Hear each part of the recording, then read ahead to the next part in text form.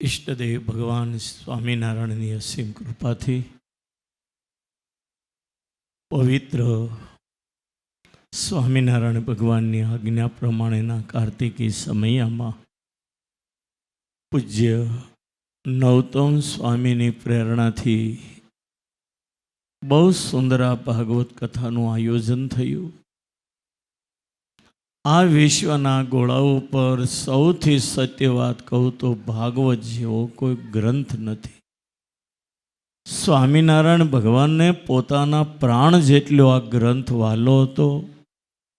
એક વાર નહીં અનેક વાર આ કથાઓ કરાવી છે અને એમાંય નવતમ સ્વામીને હજારો ધન્યવાદ કે ભગવાનની મૂર્તિમાં ડૂબાડી દઈને એવી સુંદર કથા કરતા શાસ્ત્રી નારાયણ ચરણદાસજી જેવા વક્તાને પસંદ કર્યા. તે બદલ નવતમ સ્વામીને હજારો ધન્યવાદ છે. સ્વામીએ અદ્ભુત કથા કરી ગોકુળની. આજે એક નહીં લાખો લોકો વૈષ્ણવ ગોકુળની ગલીઓમાં આળોટે છે અને એ મહિમા આપણને અહીંયા તાદ્રશ્ય કરી દીધો. માટે વક્તા એ કોઈ સામાન્ય વક્તા નથી. પૂજ્ય શાસ્ત્રી સ્વામી નારાયણ ચરણદાસજી હીરા ભગતની પાસે એનું ઘડતર થયું. બહુ નાના હતા અને હું માનું ત્યાં સુધી હાવ નાની ઉંમરમાં જો સંત બન્યા હોય તો કદાચ આપણા વક્તા શાસ્ત્રી નારાયણ ચરણદાસજી છે. નાના એટલે એવા હતા કે ખોળામાં લઈને રમાડવાનું મન થાય ને એવા નાના હતા. હીરા ભગતને ત્યાં રહેતા અને મારે દર અઠવાડિયે આજુબાજુના ગામમાં હું જ્યારે કથા કરવા રાત્રે પ્રોગ્રામ કરવા જતો ત્યારે આ શાસ્ત્રીજી બહુ નાના એવા એને હું જોડીમાં સાથે લઈ જતો. આજે એવા પ્રકાંડ વક્તા બન્યા. આજે જુનાગઢ દેશનો સિંહ કહીએ તો એમાં કાંઈ અતિશયોક્તિ નથી. આ નારાયણ ચરણદાસ સ્વામીની કથા સાંભળીને મારી આંખમાં તો આંસુ બંધ નહોતા થતા. તમને હાવ સાચું કહું. કેટલી સુંદર ભાગવતની કથા મોસાળે માં પીરસનારી. એક તો સૈત્રી સમયો, એમાંય પાછી ભાગવતજીની કથા અને એમાંય વક્તા શાસ્ત્રી નારાયણ ચરણદાસજી. ખરેખર આજે પવિત્ર આનંદ સ્વામીએ બાંધેલો આજે સભા મંડપ ખરેખર સફળ કરી દીધો. વાલા ભક્તો, ભગવાનના મહિમાની ઊંડી ઊંડી મહિમાની જે વાતો કરી, કેવી સરસ બાળ લીલાની ગોકુળની વાત કરી. ખરેખર ભક્તો આ જીવનમાં ઉતારજો. નવતમ સ્વામી પણ આજે બહુ સુંદર આયોજન કર્યું છે. એના લોહીમાં આજે વડતાલ છે. નવતમ સ્વામીના લોહીમાં વડતાલ છે અને આજે વડતાલને માટે ખપી જવા સુધીની એની તૈયારી ઉપર એમણે આપણને રાકેશ પ્રસાદજી મહારાજ જેવા આચાર્ય આપ્યા.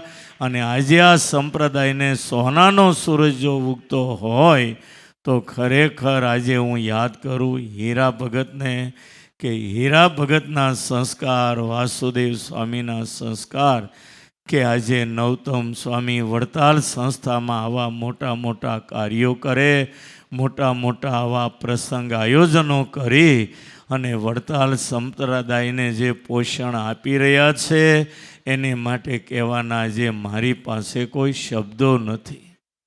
ભલા ભક્તો, વડતાલ એ આપણા લોહીમાં હોવું જોઈએ. વડતાલ એ આપણો પ્રાણ છે. માટે આ વડતાલનો જે દ્વિશતાબ્દી ઉત્સવ આવી રહ્યો છે એમાં તન મન ધન અને મન વાણીને કાયાથી જોડાજો. આપણું સર્વસ્વ જો કંઈ હોય તો એ વડતાલ છે. વાલા ભક્તો, બહુ સુંદર આજે કથા સાંભળી. મારું ખરેખર બધાના હૃદયને વલ્લોવી નાખે એવી સુંદર કથા સાંભળી. ખરેખર આપણું જીવન ધન્ય કર્યું. અને આ વડતાલ સૈત્રી સમયમાં આવેલા કથા શ્રવણ કરતા તમામ શ્રોતાગણોની ઉપર વડતાલવાસી લક્ષ્મીનારાયણ દેવ હરિકૃષ્ણ મહારાજ તમારા બધાની ઉપર ખૂબ રાજી થાય. અને આજે યાદ આવે છે હરિભાઈ હીરા ભગતને ત્યાં જેણે સંસ્કાર મેળવ્યા છે.